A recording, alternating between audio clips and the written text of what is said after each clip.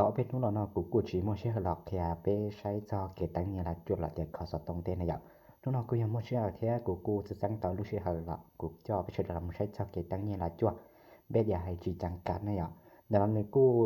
ตั้งกะไปจนนู้อย่างเราได้ฉีไม่อยากก็ใช้ก่อนส่งไปจนนู้นมาทาได้ลงแต่นะหออีจอมา1ตั้งกะไปจนนู้ได้ฉีก็ใช้ลีกดจีเนาะนังกดนู้ได้จะ1ทาเลยก็ใช้สิไลในลงแต่นะเอาแต่เนาะมันใช้ส่งตัวไปจนนู้อย่างดังนั้นจะจดชื่อพักกี้นะเนาะเนี่ยว่าเราดีใจอย่างnên là mày đầu ó xuân gì này ó xuân gì mày đầu này chế này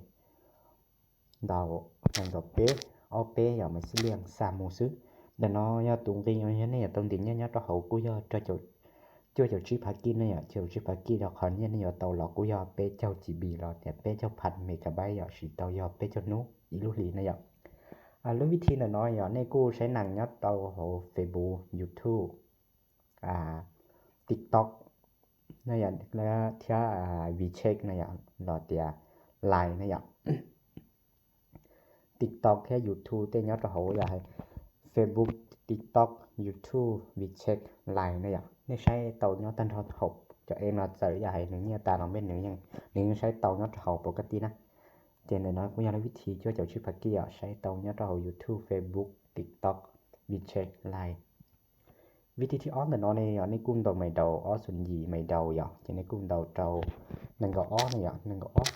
ลองตัวได้เป๊ะว่าได้อ้อซื้ออยากจะสามมูซื้อขันเนี่ยในเตาได้กูป้องตัวนี้ได้9 GB แล้วแต่9,000 MB สีเตายอ9นู้นเนี่ยเป็นเจ้าชื่อพักกี้สีเตายอ9นู้นแต่น้อยเนี่ยตัวอย่างใช้หนังเตายัดโห Facebook TikTok WeChat Line เนี่ยเฮาYouTube Line เนี่ยเนาะai thầuนึงเนี่ยตาเลยในกูหมู่ใช้เฮา YouTube ลอนนี่ใช้สิไลท์ในปกตินี่ว่าใช้ไลท์ยันเรา Facebook TikTok WeChat Line ได้เนาะยกตัววิธีที่เอาไปชื่อฟักกินเนี่ยเราเจ้าวิธีที่เป็นเนาะคันเก่าเนี่ยนั่นก็ชื่อฟักกินเนี่ยนั่นก็ชื่อฟักกินในกลุ่มเตาไม่เดาอ้อสุนยีอย่างเก่าเนี่ยจะไม่เดาอ้ออีอ้ออีจะใน3หมู่ซื้อtụng cái nhiều như này tao xem bạn là coupon trâu lên đời nâng cầu chip packet này họ khoản như này tao là coupon trâu lời xa chỉ bị lọ tiền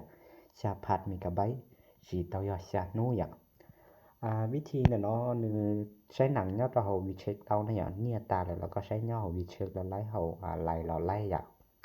จะกังวิธีเนาะมาอย่างให้เขาก็ตัวเนี่ยมันกูใช้เตาหมูตัวเลยรู้แล้วอย่างในกันนกดีจาอย่างแต่เขาเนี่ยกูใช้เตานินเดอร์เขากั